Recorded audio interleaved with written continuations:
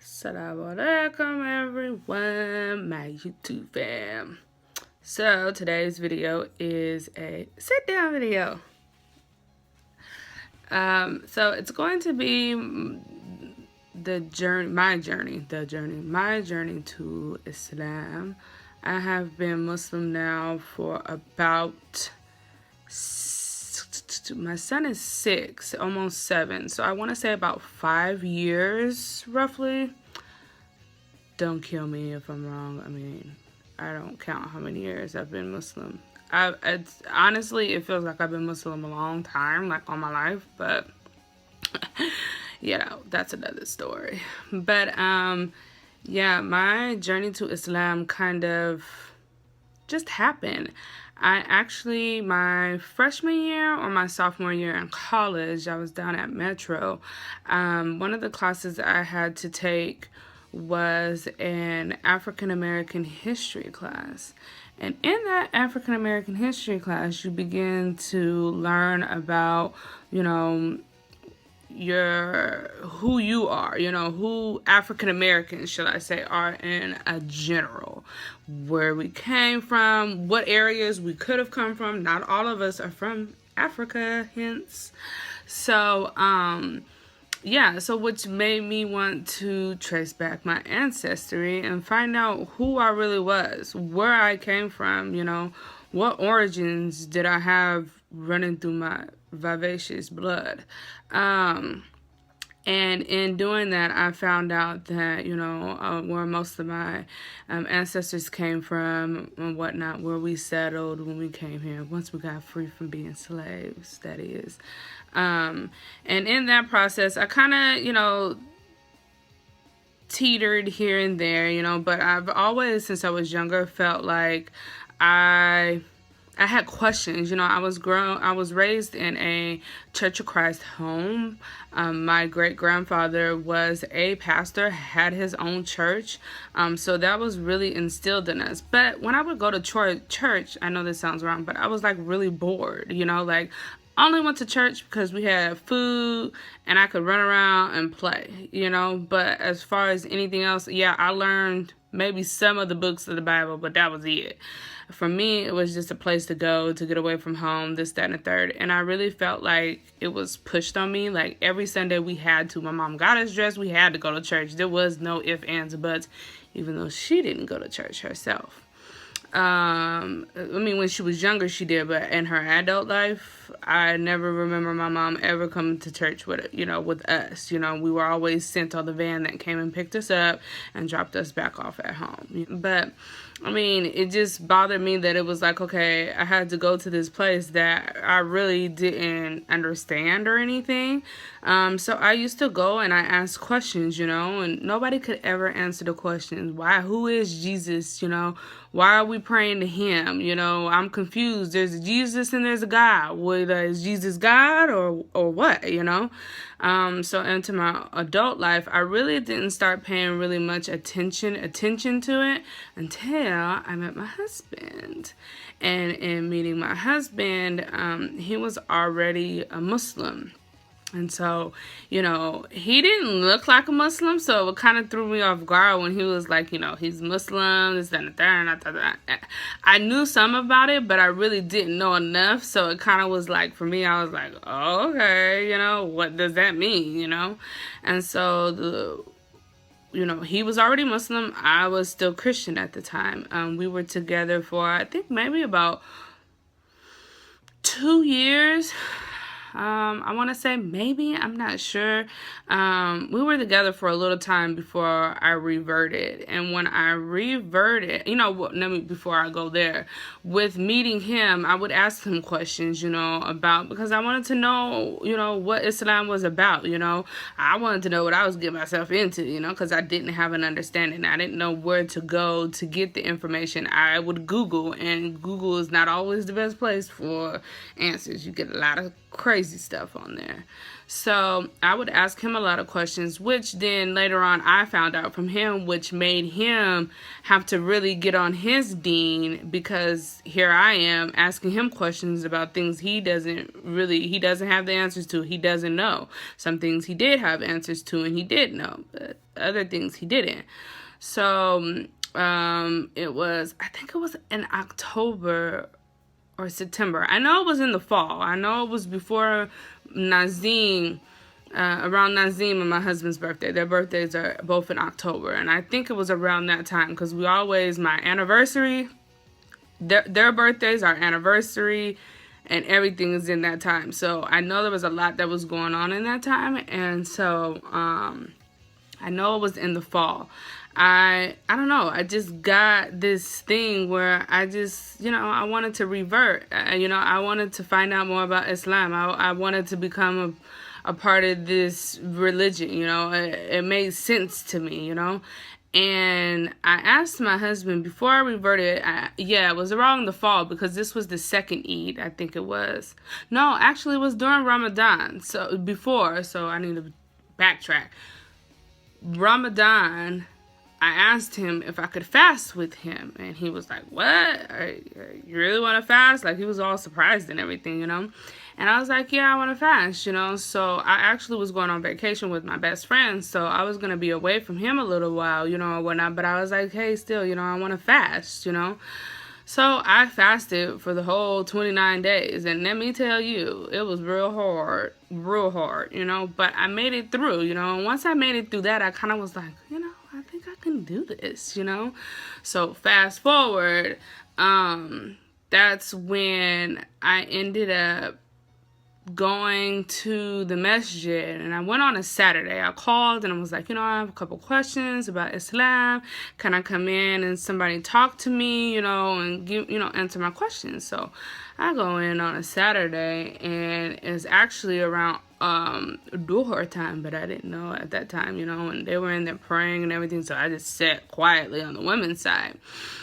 And once they were done with prayer, somebody brought me over into the common areas, what they call it at Masjid Abu Bakr out in Denver, Colorado. And at the time, the sheikh that was there was Sheikh Kareem Abu Zaid. And he wasn't there at the time. There were two other brothers that sat down with me and answered all my questions, And it kind of caught me off guard, because at the end of asking all my questions, they were like, "So, are you ready to become a Muslim? What do you think about Islam?" And this, that, and the third. And I was like, I was shocked, I was like, but, and then I asked, I said, okay, so, like, what do I have to do to become a Muslim, because in Christianity, to be baptized, you gotta go underneath the holy water. And I was like, girl, child, my hair, not about that life.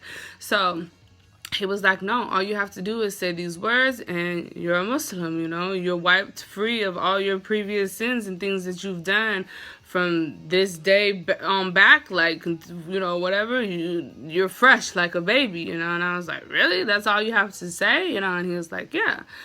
So I was like, and I always tell people, for me, it was like, my heart said yes, but my mouth was like trying its best to say no.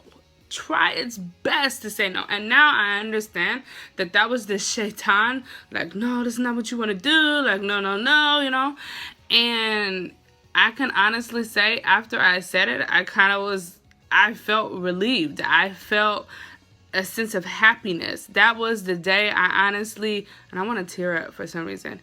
That was the day I honestly felt like I was actually happy, because a lot of things that I did in my life, I don't have any regrets with anything in my life. I did everything I was supposed to do in my life, and I understand that now.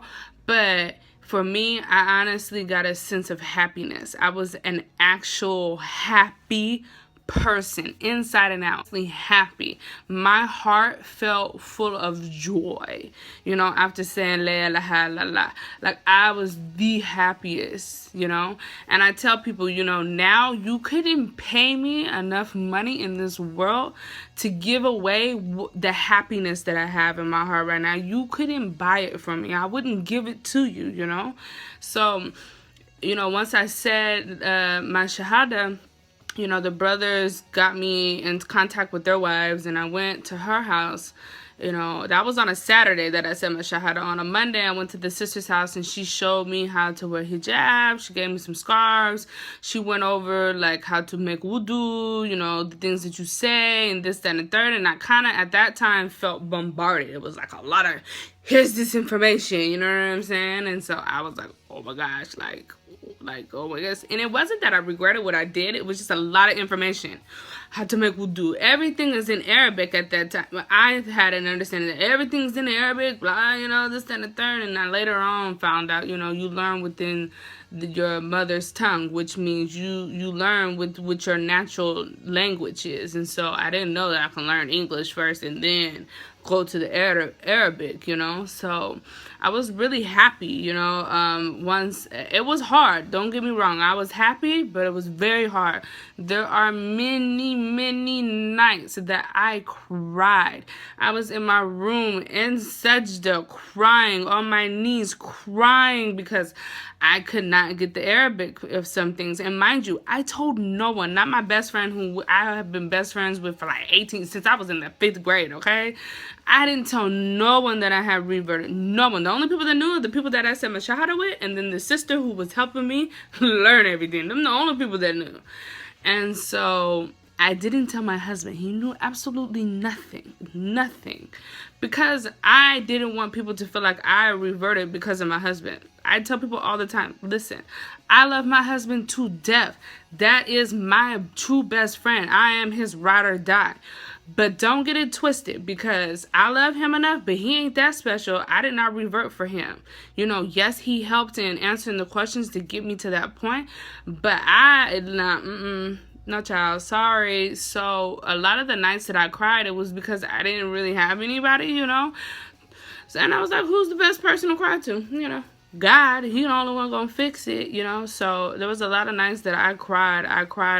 And for me, it wasn't hard to leave behind this, because before I reverted, I was solo dolo anyways. I had associates, but I had my one best friend, Sajria, and that was it. That was all. That was my ride or die too. That was like, it was just her and I, you know. So it was like I didn't tell anybody. So there was something that it was just between me and Allah, you know. And it was like, okay, you're going to be able to get it. And a lot of things started, the ball started rolling. I started being able, the first surah I learned was Surah Ikhlas. And I'm going to tell you something. The day I learned that surah and I got it, I was so happy. I was so proud of myself. Like, I was like over the moon. You understand me? And it was one day, I was talking to my husband on the phone, and I'm so comfortable with him and everything. Like, we just had that type of relationship. I tell him everything just about, you know. And I was like, you know, I'm having a hard time. I was having a hard time learning this surah, this, that, and the third. And he was like, what? And then I was like, oh, I forgot. He don't know, you know. Because I'm so used to him knowing everything, you know. And so when he was like, what? You said you doing what? And I was like, I said, yeah, I was reading this book and I was trying to learn. And he was like, nah, that ain't what you said. And I was like, well, I guess I should tell you now. You know, I was like, I reverted. And he was like, what? You did what? And he was like, when'd you do this? And at that time, it had already been a month and a half, almost 2 months. So I held this secret for like almost 2 months. I held this secret.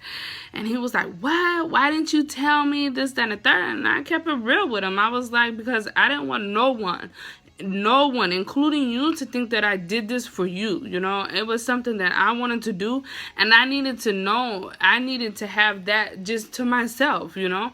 And I was like, and when it was meant for you to find out, you'd find out. I said, and now's the time you found out. And he was like, oh my goodness, I'm happy, you know. Like, he got like super quiet, you know, because I think then it realized and it hit him like, it's a responsibility now on him, you know, us being together, being married, us having Nazim, like, he had a family that he's, like, seriously, you know, he had to make sure I learned, you know, the things that I needed to learn about the deen, you know. Questions I had, he would have to answer. So I think for him, it was a big reality check too, but in all, he was, like, really happy, you know.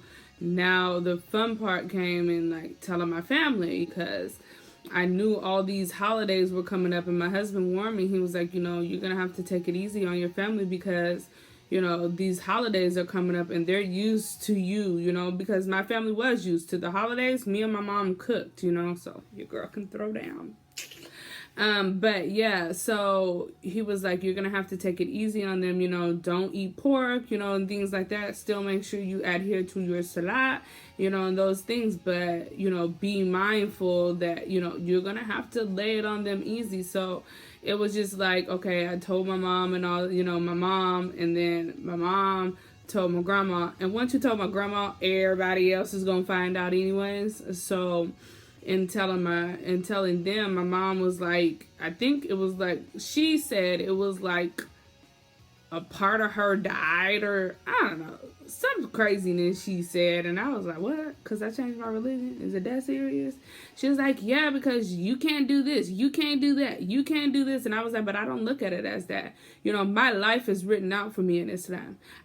From how I eat to what time I get up, to how I use the bathroom, to what I should stay away from, to what is permissible for me, I like that. I have no problem with that.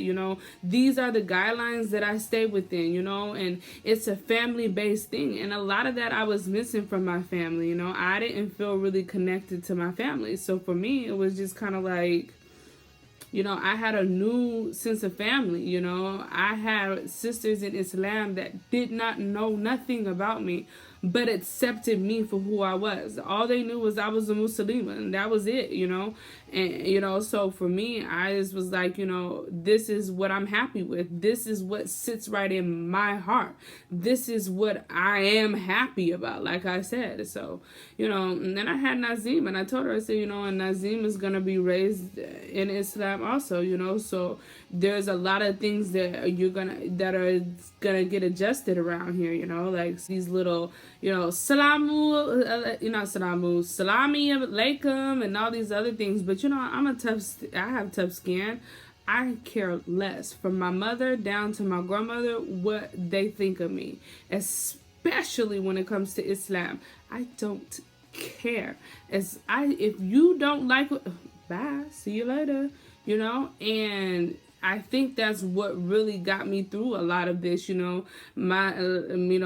would talk to my husband on certain things and like how I should deal with certain things, but other than that, I kind of just was like, if you don't like it, so what? You don't have to like it, but you gonna respect me in it, and that's how I've lived my life. That's how I live my life now. When I was in Colorado, I wore the niqab, and now that I've moved down to Georgia, I don't wear it, just because Georgia is new territory. I've been here only a month. It's new territory for me living. I knew I was born and raised I was born in Colorado, but we were raised part of my life. We moved back to Colorado. So I knew Colorado. So I felt comfortable wearing the niqab. I understood why wearing the niqab.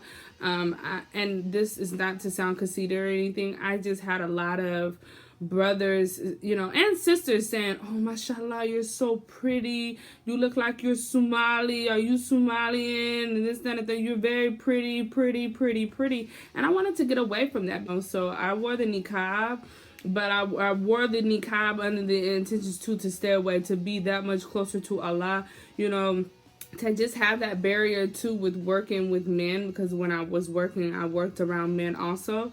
But I took wearing the niqab very seriously, and yeah, it did take me some time to get adjusted to not wearing it, and I still have it, and every now and then I look at it, and it's just like, one day, inshallah, I'll get back to a point where I'm comfortable in the state of Georgia. The South is a whole nother ball game, I need to allow the people to accept this and then ease into other things, especially because I'm not around my husband a lot here in Georgia. So it's like anything that's gonna be a hardship on me or become a hazard, a danger for me, with wearing the niqab anyways. They always say, if it's going to be a dangerous situation, or you're in a situation where it's like you better take that off, then it's permissible for you to do it. Wearing the niqab is not a part of Islam. It is not obligatory.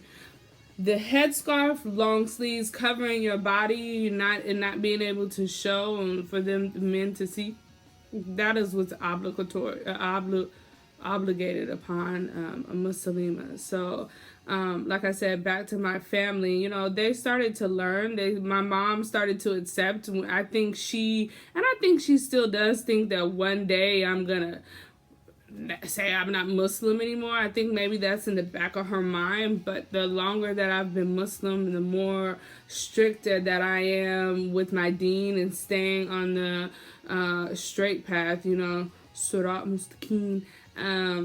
It's I think she realizes it more and more, especially now that Nazim, you know, who is her grandson, who she and him, you know, they have a bond. And so Nazim is praying and he learns learning the Arabic and things like that. So, you know, her, it's like, okay, this is really not, you know, so I don't know, you know, I really never really asked how anybody else feels about it, because I don't care, you know? I mean, that's just how it is. I didn't do it for anybody else but myself.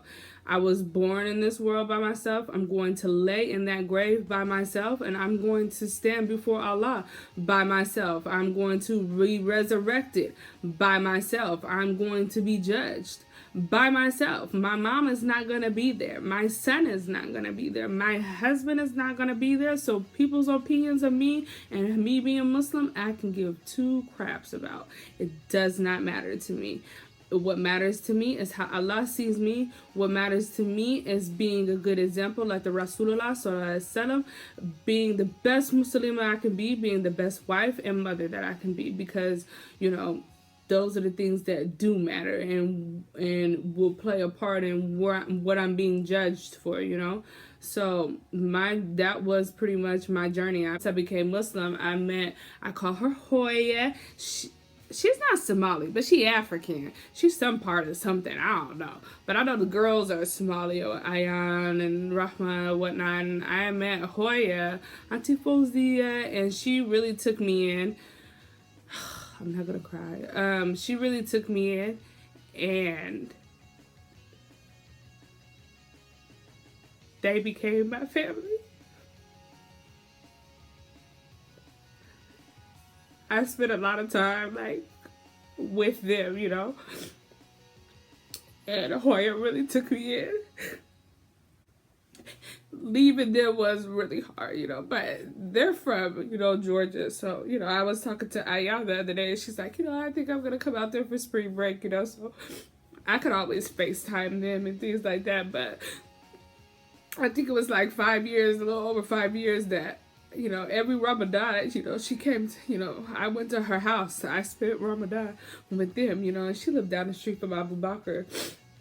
So, never once did they ask for anything in return, you know. And that's the type of person I am. I do for people and I don't expect anything in return. So when being around them, like, show me the true meaning of how I want my family to be, what type of person I want to be also. And then just in the sense of, in general, that's how Islam is supposed to be. That's how we really are, you know, like, everything you do for people, and you look for the reward with Allah subhanahu wa ta'ala. You know, that is what's going to help build part of, you know, your akhirah. When you get to the akhirah, you know, your home in the akhirah. So that is the reason why it took me so long to move this year. Just because I wanted to I came into Islam with them and spending Ramadan with them. And so it was only right that with me leaving Colorado that I spend that last Ramadan with them. And that's what I did. You know, I spent a lot of time over there. And I don't know, it's just, you know, kind of different, you know. So I'm just anxious to see next year how Ramadan's gonna be, you know. But yes, that is my story, my journey to Islam. If you have any questions, leave it down in the comment section. Don't mind my face with all this crying. I rarely cry, you know. But if you guys like this video, please give it a thumbs up. If you're not already subscribed, please hit the subscribe button. And until next time, Assalamu alaikum. Remember, stay blessed and always smiling. Bye, guys.